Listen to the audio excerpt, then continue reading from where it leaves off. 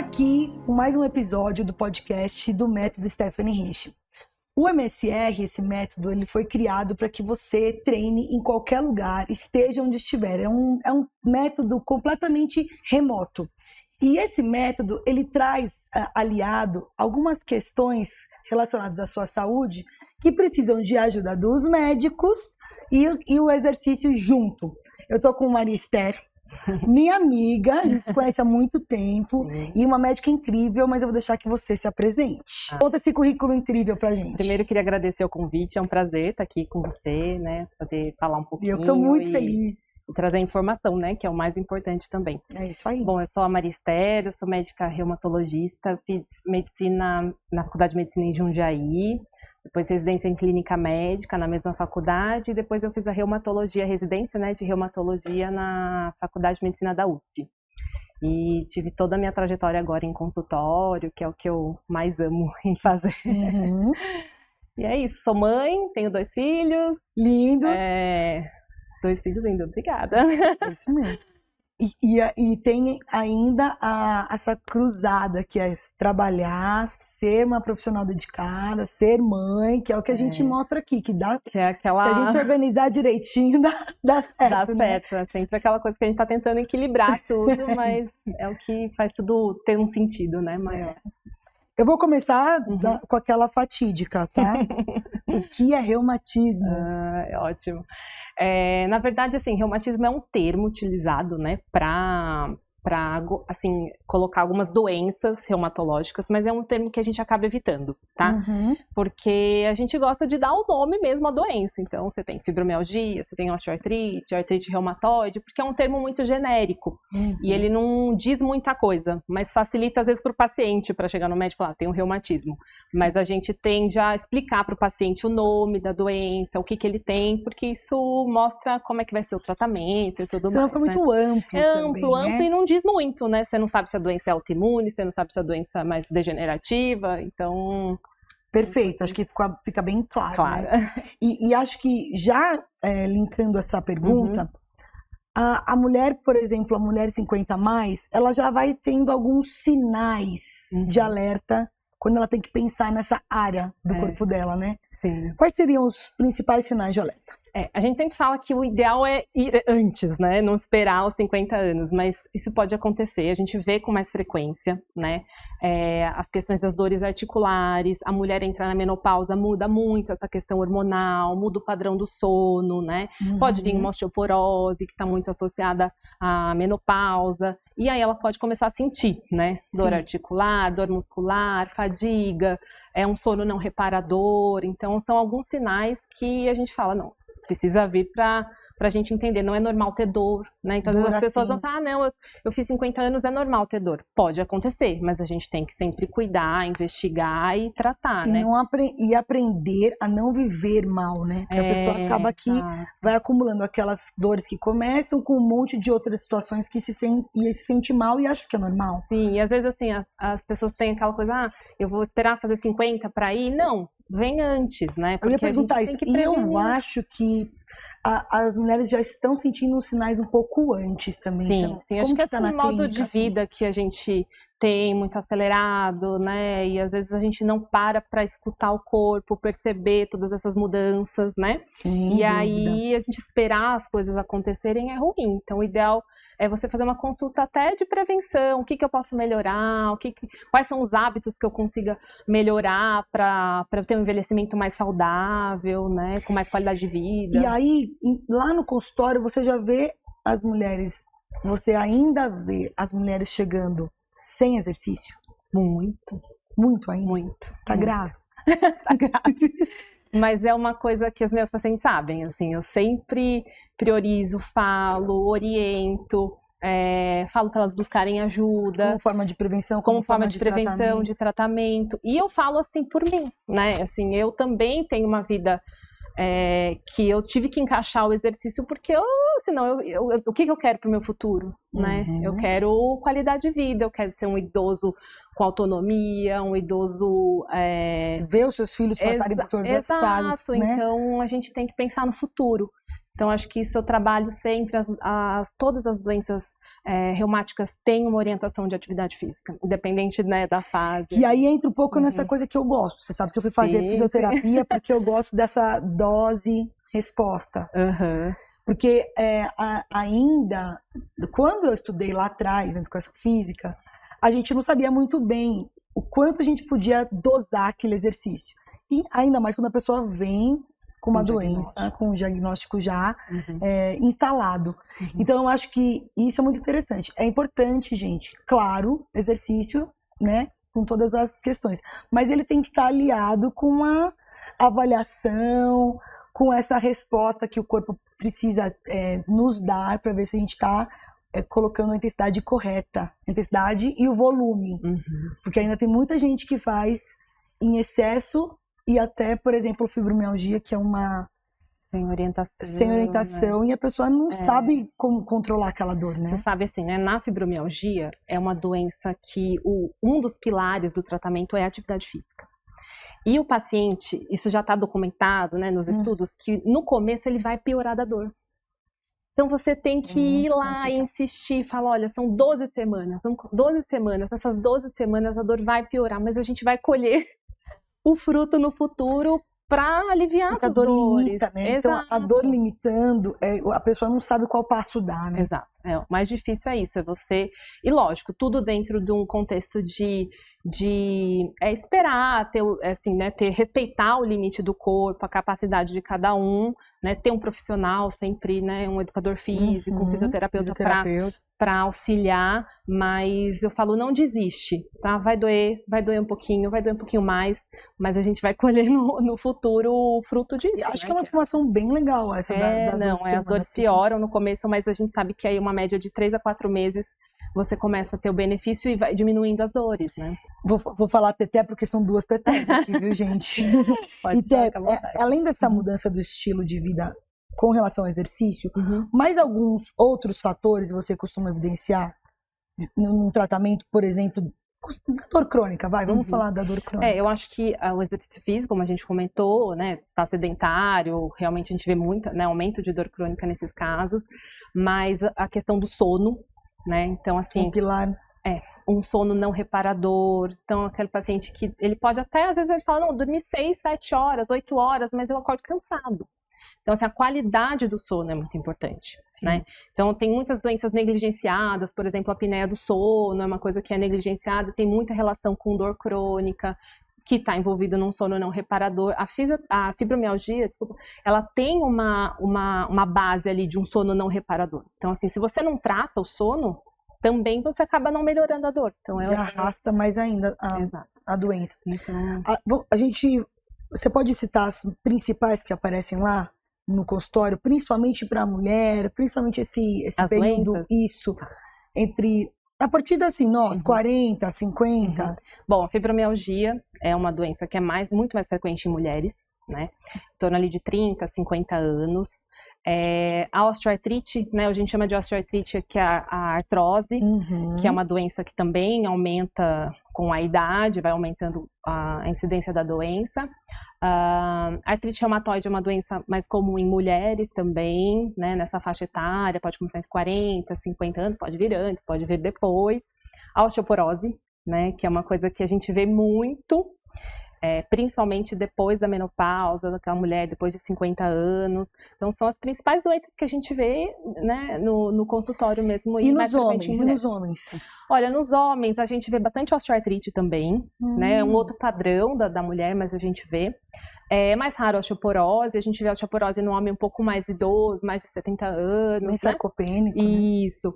E a gota é uma doença mais frequente em homens. Gente, a gota é muito frequente em homens, né? Eu tenho muitos alunos e pacientes com gota. O meu pai tinha muita gota. Então, gota é uma doença mais frequente em homem. E, assim, o homem acaba se cuidando menos, né? Isso já é evidenciado nas... Né, e aí também uma dorzinha vira um monstro, né? Vamos combinar. E aí a gota, às vezes o que acontece? O problema da gota ele tá com a crise, ele vai ao médico. E ele não faz o tratamento crônico, ele trata só as crises. Aquela crise aguda. E aí você acaba tendo mais crise, não tratando a questão do ácido úrico mesmo, e as crises são mais frequentes, né? E são cada vez piores e tudo mais. E as pessoas estão se automedicando? Sempre, né?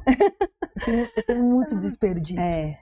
Tem muitas medicações, né? Por exemplo, acho que a grande questão que eu gosto muito de falar é o anti-inflamatório, né? Então, o anti-inflamatório você compra a maioria sem receita.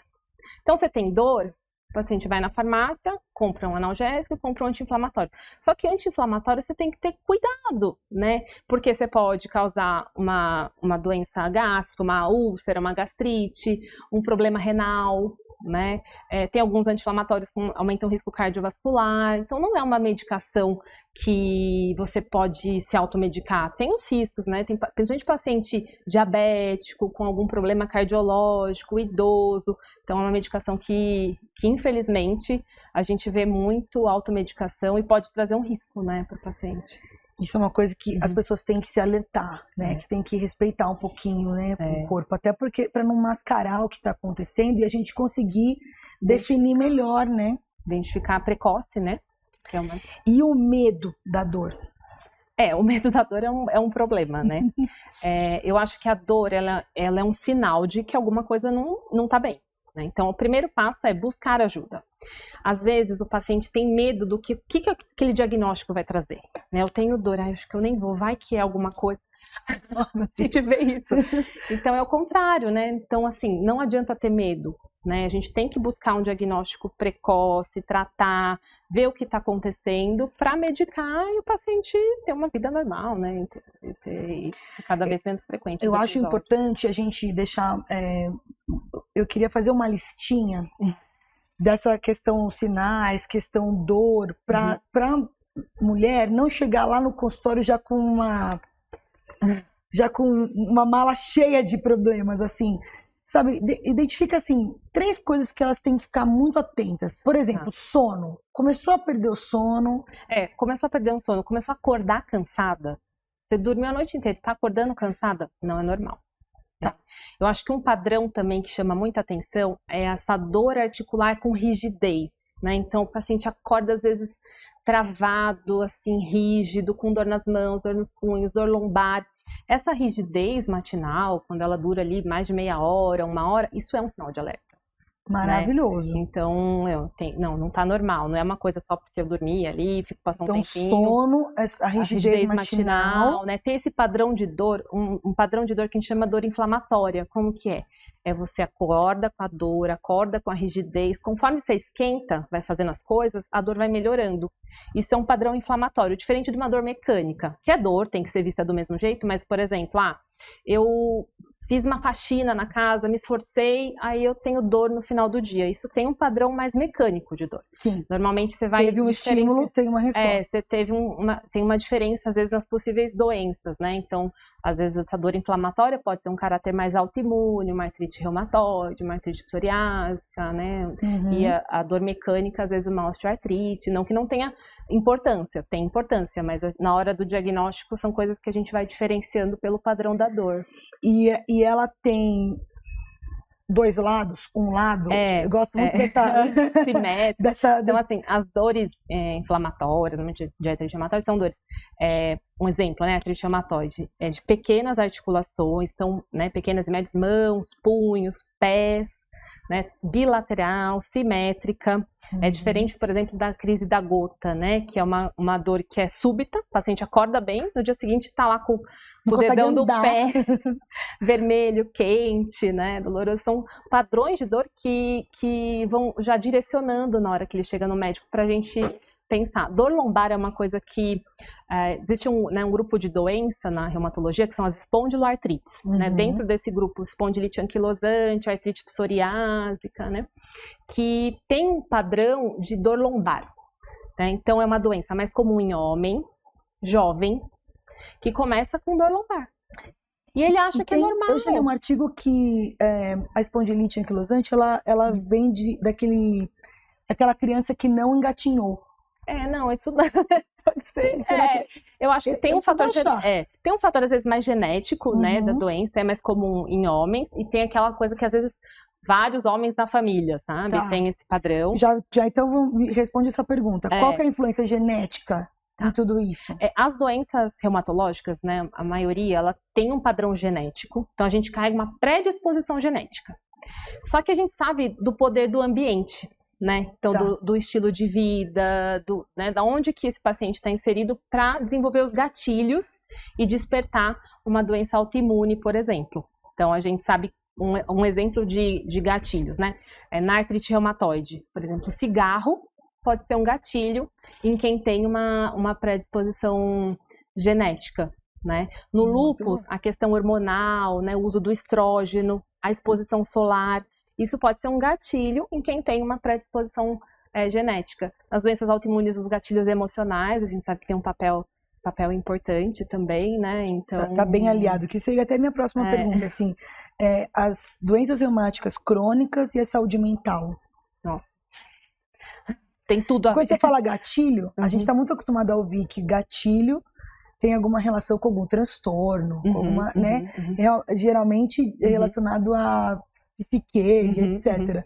Mas o gatilho, ele tem total relação com a resposta que seu corpo vai dar. Sim, sim. Né? A saúde mental é uma coisa que, assim, precisa ser trabalhado sempre nas consultas. Os meus pacientes sabem, assim, eu sempre vou abordar.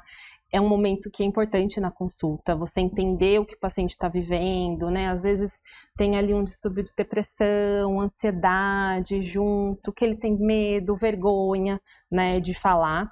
E tem muita relação, principalmente, por exemplo, com a fibromialgia, né? Que tem ali muito essa associação com ansiedade, depressão, e isso que eu comentei em ser essa questão emocional, de ter um gatilho, né? Sim. A gente vê muito isso na psoríase, na artrite psoriásica também, de às vezes o paciente está estável da doença e de repente piora. Aí você vai ver, passou um estresse, uma perda, né? Tudo isso tem um poder, né? Então a saúde mental, eu acho que ela faz parte das abordagens na consulta reumatológica, né? A gente sempre vai abordar. Precisa ter essa visão ampla. E a gente, às vezes eu falo, não, a gente precisa de um auxílio, encaminho para psicólogo, né? Às vezes até uma coisa multidisciplinar que a gente precisa. Que seria o mundo ideal, né? O mundo ideal, né? O mundo ideal. Que a gente conseguisse tratar cada pontinho. Por exemplo, na fibromialgia a gente fala que é um tripé, né, o tratamento. Então é a atividade física, a psicoterapia e a parte medicamentosa. Então, eu também queria, falar sobre isso, assim, a gente tem aqueles dois mundos, as pessoas que se automedicam, que amam o remédio acima de tudo, e aí as pessoas que têm pavor de remédio. E em grandes casos é muito importante a pessoa, primeiro de tudo, ter o auxílio do remédio.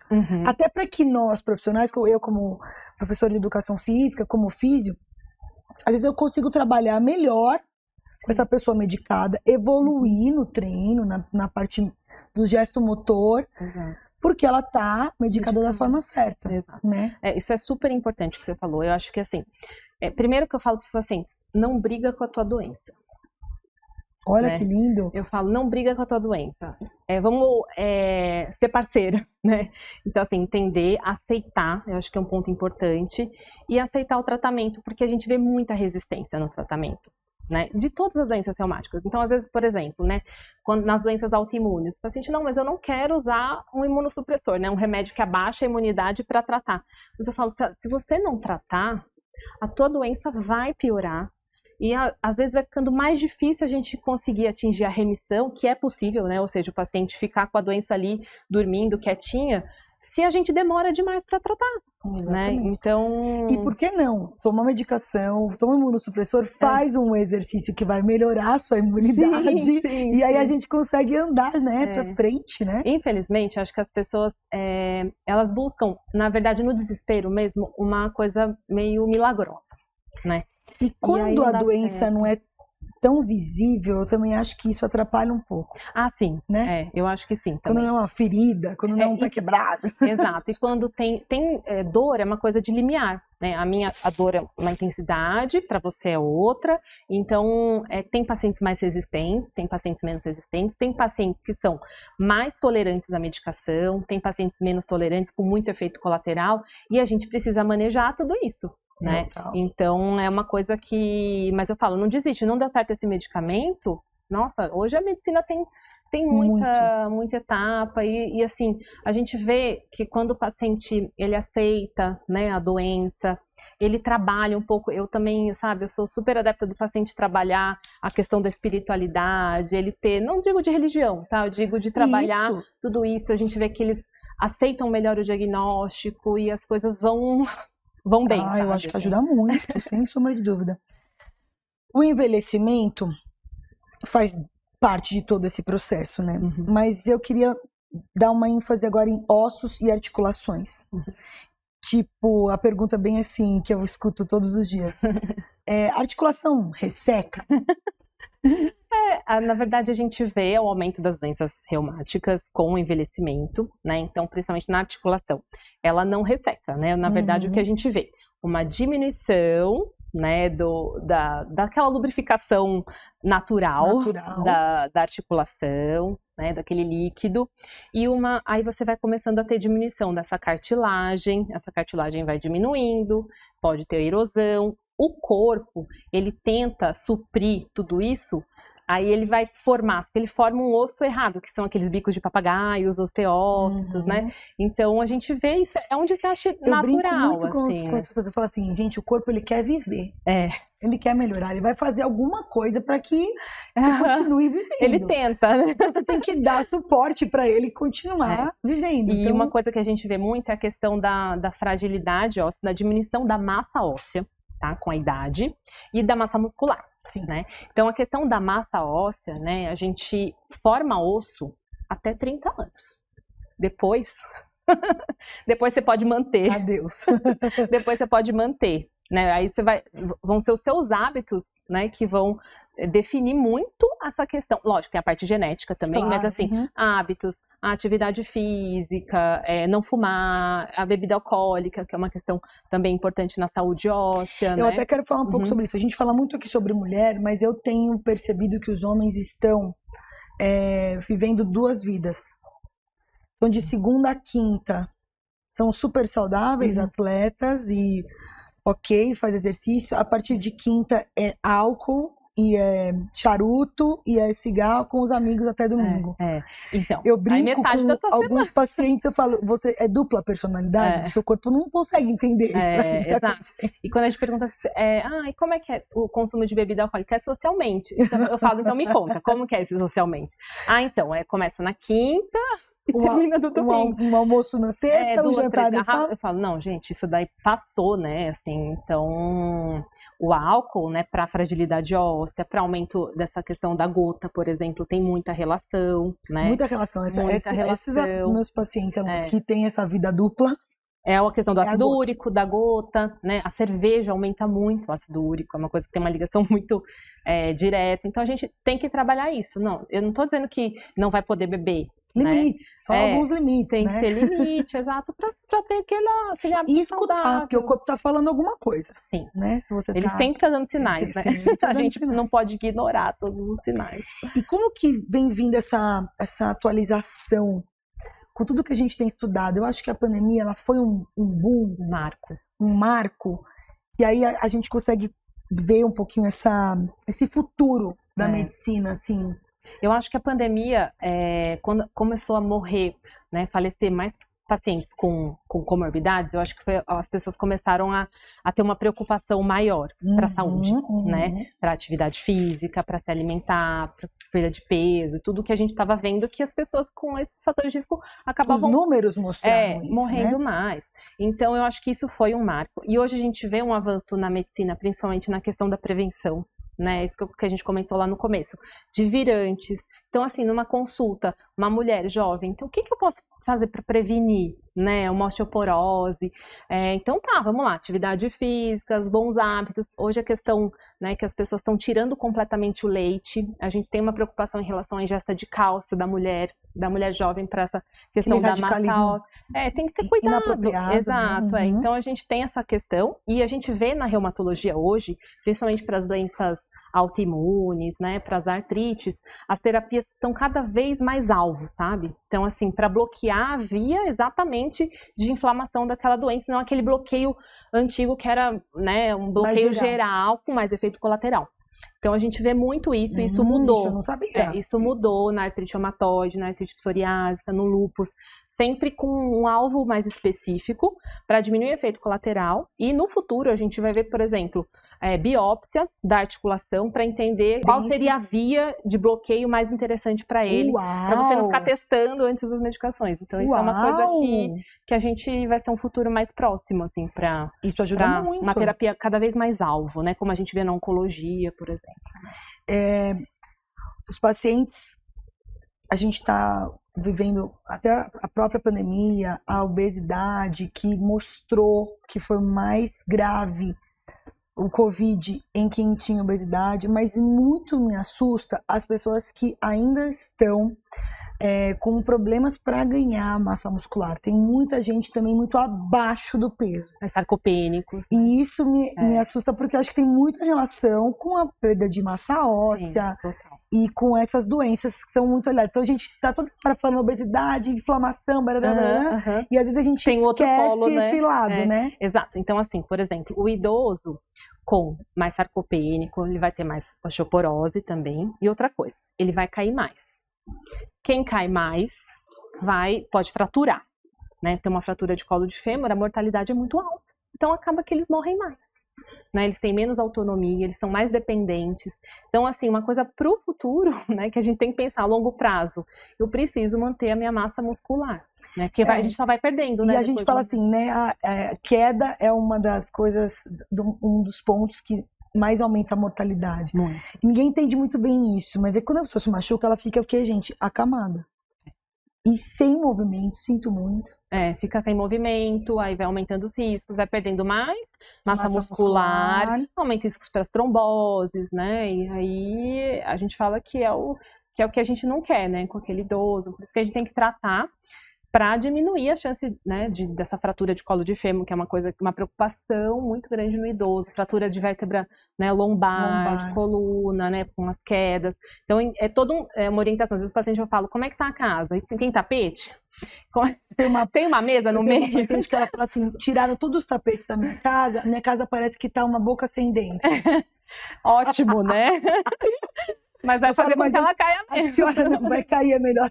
A sua casa tá uma boca tem dente. Exato, banheiro, tem barra, precisa de barra. Tudo isso você tem que ver. Isso você tem que falar em consulta, né? Porque senão, às vezes... Gente, eu pus barra até no meu apartamento pro meu sobrinho. Acho que barra no banheiro é vida. Todo mundo. E às vezes, assim, né? Os pacientes caem mais em casa. Porque às vezes quando eles saem de casa, eles estão prestando mais atenção, né? Em casa você, é igual dirigir, né? Você geralmente bate o carro. Eu fico doida com aqueles chinelinhos só de enfiar. Isso daí é um prato cheio para queda, né? Mesmo. Você comentou agora há pouco sobre psoríase. E aí eu lembrei um caso super especial de uma aluna maravilhosa que ela tem uma coisa muito importante que eu admiro. Ela não aceita aquela dor. Então ela foi buscando, ela foi atrás, ela foi tentando. A gente passou com uma lista de médicos pra gente entender de onde vinham aquelas dores. Só que a psoríase, a gente passou. Ninguém evidenciou isso, né? E eu queria saber qual é esse ponto, esse sinal de alerta da psoríase. Então, assim, a psoríase, né, que é uma doença de pele, né, de caráter autoimune, ela pode vir antes da artrite. Né? Então, existe a artrite psoriásica, né, que pode ter diversos acometimentos. Então, assim, às vezes ela passa muito batido, tá? Como, assim, aquele esporão do calcânio, todo mundo achando, não, eu usei a calçada errada, e pode ter relação, por exemplo, com a psoríase da pele, aquilo ser uma manifestação da artrite psoriásica. E, às vezes, a doença, ela vem a artrite vem 10, 20 anos depois da pele. E tem um caso ainda que ele tem a artrite psoriásica e não tem a lesão da pele, que é o mais difícil de diagnosticar. Mas pode acontecer. Então, às vezes vem com dor lombar, às vezes simula muito uma artrite reumatoide, você acha que é uma artrite reumatoide, mas aí você vai atrás da história, não, tem psoríase, ou até tem algum familiar, a mãe tem psoríase, o pai tem psoríase, ela não tem, mas ela pode desenvolver artrite psoriásica. Bom, reumatismo é coisa de velho? Não. Não, definitivamente não, né? A gente vê doenças, por exemplo, o lúpus é uma doença de mulher jovem, né? Às vezes até jovem demais, jovenzinha mesmo, né? Às vezes A artrite reumatoide pode vir antes, a gente está vendo fibromialgia em crianças e adolescentes, né? Então, não, definitivamente não. Então, assim, só você esperar, tô com uma dor, não é nada porque eu sou jovem, o caminho não é esse, pode até postergar muito o diagnóstico por esse pensamento, né? Então, a gente vê muita mulheres e homens, né? Espondiloartrite, por exemplo, é de um homem jovem, com dor lombar, que às vezes, não é porque eu fiz esforço, porque eu fiz muita academia, porque... Não é normal. Essa dor que dura mais de 3 meses, a gente fala que é um sinal de alerta, que tem que buscar ajuda. Té, fadiga e cansaço. Como a gente diferencia? Bom, isso é muito bom, porque a gente vê cada vez mais frequente, né, essa fadiga nos pacientes. Nas doenças reumáticas, a gente tem uma relação importante com fadiga. Fadiga pode ser sinal que a doença não está bem controlada. Então, assim, cansaço é aquela coisa. Tive um dia difícil, trabalhei muito, às vezes eu dormi pouco, aí eu tô muito cansada à noite, mas aí eu tenho um sono reparador, no dia seguinte eu acordo bem. Fadiga é aquela coisa que às vezes você não consegue explicar, né?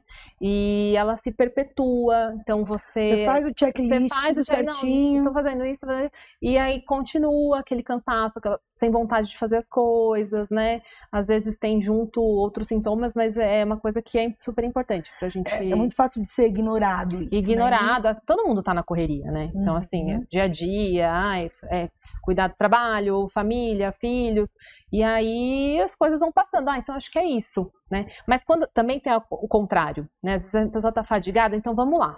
Vamos ver como é que tá a tua rotina. Tá dormindo pouco, tá super estressado, não tá cuidando da saúde mental, não tá fazendo exercício. Então vai ficar fadigado, né? Então a gente tem que abordar tudo para você diminuir. Ajuste. Exato. Bom, e já continuando, a partir de que idade a gente tem que ir lá no consultório? Pode já. Eu acho que é a questão da orientação, né? Então, a mulher jovem pode procurar um reumato para orientação, principalmente da saúde óssea, dessa prevenção, né? A gente procurar a genética, ver se tem algum componente importante que a gente tem que trabalhar. A questão da saúde óssea, né? Da massa óssea, como que eu te falei, né? Que a gente forma osso até uns 30 anos. Depois a gente vai ter que cuidar. Eu brinco um pouco com as minhas alunas também, falo, olha um pouquinho para sua mãe. Olha o que acontece lá, o que está acontecendo com ela hoje, Exato. Se ela está com 60 anos, porque você tem que fazer algumas associações, né? E pensar no futuro, né? Então, como que eu quero estar, né, no futuro? Sim. Então, por exemplo, uma coisa que eu abordo sempre na consulta é como é que está a ingesta de cálcio, né? Então, as pessoas, não tomo leite, tudo bem, não toma leite, tem alergia, tem uma intolerância... a gente vai precisar repor esse cálcio, né? Porque a gente vê muito isso hoje. Eu até ia perguntar um pouquinho sobre isso, né? A moda dos zero glúten, as doenças celíacas.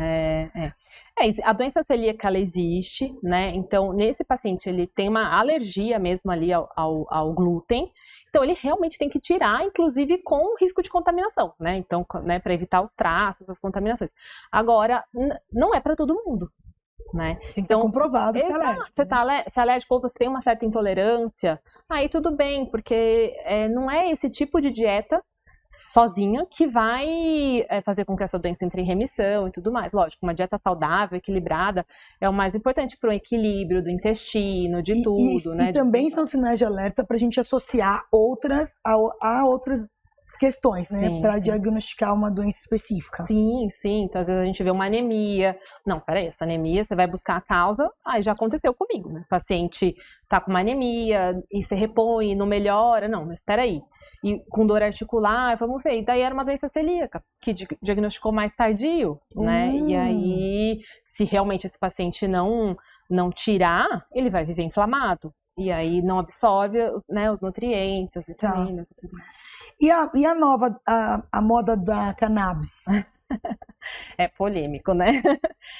Na verdade, ela tem as suas indicações, né? O que eu acho que é um grande cuidado que a gente tem que ter é que ela existe, né, uma questão de que ela veio para solucionar tudo, né? E não é bem assim, né? Então ela tem as suas indicações na dor crônica, na fibromialgia, nos pacientes oncológicos. Ela tem, só que tem que ser uma coisa que é feita, não pode ter essa automedicação, né? Tem que ter você comprar, né, o produto bom, usar da forma correta, com indicação, ela às vezes não é a primeira escolha, né? Então às vezes a pessoa tem, eu tive um diagnóstico de fibromialgia, eu quero começar a fazer, mas ela não foi como a primeira escolha, ela não está nos guidelines de tratamento, então eu acho que é um cuidado que a gente tem que ter. Tá, eu acho que eu não sou contra. Cuidado, isso, né, gente, com as redes sociais. A gente vai escutando e vai vendo vídeo, vai assistindo. Então a gente tá aqui um pouco pra falar essa verdade, assim, né? Você que tá lá no laboratório, você que tá lá no doutorado, tá lá de frente, na linha de frente no hospital, né? É muito importante as pessoas entenderem que precisa ouvir quem estuda de verdade. Né? Acho que sim, né? Ouvir e confiar no médico também, né? Então, igual a gente falou da automedicação, isso é uma questão. Mas tem o contrário também, né? Então, o paciente tem a doença tá tratando, tá medicado, tá bem controlado, aí o que tem? O raciocínio, eu tô bem, eu vou ótimo. Parar. Mais o remédio. E aí, não é, né? Quando a gente vai retirar uma medicação, ou porque a doença autoimune, por exemplo, está em remissão, né? Existe um momento que a gente vai entrar em remissão com remédio e depois a gente vai pensar na retirada do remédio. Mas é uma coisa que tem muito um acompanhamento para definir o momento exato disso acontecer. A mesma coisa, né, nas doenças que a gente acaba usando, às vezes, antidepressivo, você suspender de uma hora para outra, tem a questão do desmame, né, isso é um cuidado e a gente vê muito isso, vê com frequência isso. E cura e remissão? Bom, a maioria das doenças reumáticas, elas não têm cura, né, são doenças crônicas, né, mas é esse o objetivo nosso, a remissão. Então, o que é a remissão? É o paciente ficar com a doença completamente controlada, né? Então, existe aquele paciente que vai entrar em remissão com o uso da medicação, né? E depois, no momento que a gente vai conseguir tirar, ele ficar sem nada, né? Então, é como se aquela doença estivesse dormindo, quietinha, não tem nenhum sinal de a doença ativa, né? Nenhum sintoma, e isso é possível, né? Às vezes eles não acreditam nisso. E não tem, assim, uma data, né? Eu tenho artrite, em quanto tempo eu vou estar em remissão? Não tem como dizer. Né? Então, isso também para o paciente gera uma angústia, né? Claro, na hora você fala, não, mas quando, como? Né? Existe muito isso na mulher jovem que quer engravidar, a gente tem que fazer todo um planejamento, né? Isso é super importante também, né? E antes fosse todo mundo, né, com essa ideia de que o cuidado, ele é...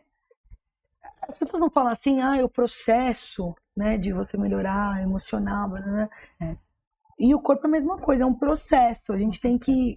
É uma etapa, assim. É uma etapa atrás da outra, né? E é muito importante você estar preparado, ter um planejamento, mesmo que às vezes as coisas não saem do jeito então, vou dar um exemplo, assim, né? A gente tem as doenças, né, nas doenças autoimunes, lúpus, artrite reumatoide, né, as miopatias inflamatórias. Você, naquele começo, você pode precisar usar corticoides em doses altas. Né? Então, o corticoide em dose alta, ele deixa a pessoa com xingoide, né? Então, aquele inchaço, aquele aumento da gordura aqui, né? No rosto, no abdômen, aqui nas costas. Então, assim, essa etapa do tratamento para o paciente é muito difícil, né? Só que é uma etapa que a gente vai frear a doença, né? Para depois você colocando a medicação, né? O imunossupressor e depois fazendo o desmame, né? A retirada devagarzinho do corticoide, e aí os efeitos colaterais também vão diminuindo, né? Mas é uma questão, é um processo, né? Uma etapa do tratamento. E o que é prioridade naquele momento. Exato, a gente precisa, né? Imagina uma menina jovem com lúpus, com um acometimento no rim. Se você não freia esse processo, existe risco para hemodiálise, né? Para tudo que aquilo vai envolver. Então, exatamente. Por isso que tem essa conversa. Fala, olha, a gente vai usar o corticoide, você vai inchar, vai ficar assim, vai ficar assado, mas depois a gente vai conseguir controlar e retirar. Então, acho que por isso que é importante essa conversa, essa relação, né? Tudo isso. Que já seria a minha próxima pergunta. O que você diria para a mulher que está passando por um diagnóstico de tratamento de uma doença reumática? Acho que primeiramente é calma. Né? Aceita o diagnóstico, né? Tenha uma boa relação com o seu médico, confie no seu reumatologista, né? Não brigue com a doença, igual eu falei. Não brigue com a frase mais maravilhosa. Não briga com a sua doença, aceita, busque ajuda.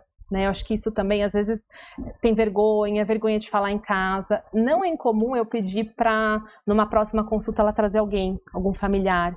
Porque, às vezes, ela está vivendo em casa, eles não estão tendo ideia do que ela está vivendo. Né? Então eu falo, não, traz na consulta. Especial. Você traz na consulta seu marido, eu quero que ele escute o que eu quero falar para ele, porque principalmente, né, um exemplo, a fibromialgia, que não vai ter um exame, que ela vai apontar, olha aqui, meu exame está super alterado, né? É um diagnóstico clínico. Então você tem que, ela está sentindo dor. A dor dela é real, né? Sim. Não é aquela coisa que Então a gente precisa que ele entenda. Muito a família entenda, né? Os filhos, enfim. É uma coisa que eu acabo pedindo às vezes para ir, porque eu vejo que ela tá sofrendo, né? Então, que é bem comum isso acontecer. E o que a doutora Maria Esther diria para a mulher Maria Esther? Que eu sempre gosto de ir encaminhando para o fim, pensando um pouco isso, porque somos profissionais, somos mulheres. Eu acho que eu assim penso, né, no que eu falaria para, né, como mulher, assim, calma, vamos buscar o equilíbrio, né? Vamos cuidar dessa saúde física, mental, espiritual, para a gente ter um equilíbrio. Não queira abraçar o mundo, né? Eu acho que a gente vê isso, né, na mulher querer alta performance. Exato, né? Em tudo. Uma hora ou outra, aquilo vai estar fora da balança ali. Aquilo vai estar desequilibrado, mas aquilo tá bom, depois, né, vai se ajustando. E buscar sempre ajuda, né? Aquilo que eu te falei, buscar ajuda, diagnóstico precoce, uma informação, prevenção. Como que eu quero envelhecer, né? Como que eu quero ser daqui com 70 anos? Né? Eu quero estar viajando, eu quero estar vendo os meus netos, eu quero estar... Eu acho que é isso, assim, acho que esse cuidado na saúde como um todo, né? Muito bom, muito bom. Gente, vocês viram como é importante a gente aprender com quem gosta do que faz? Não é diferente? Eu sinto muito essa diferença. E eu trago aqui, aliás, eu quero agradecer muito que você veio aqui, Obrigada. Porque... é muito importante vocês perceberem que o seu médico, o seu professor de educação física, seu personal, seu fisioterapeuta, ele tem que olhar para você como um todo. E você tem que permitir, colocar para fora, ouvir seu corpo, ver o que os sinais estão dizendo para que você consiga se cuidar. Essa é a nossa missão, né, amiga? Perfeito. Obrigada por ter vindo, viu? Prazer, obrigada Beijo. pelo convite. Obrigada pela audiência. Eu vou deixar na descrição todos os canais da doutora Maria Esther. Beijo.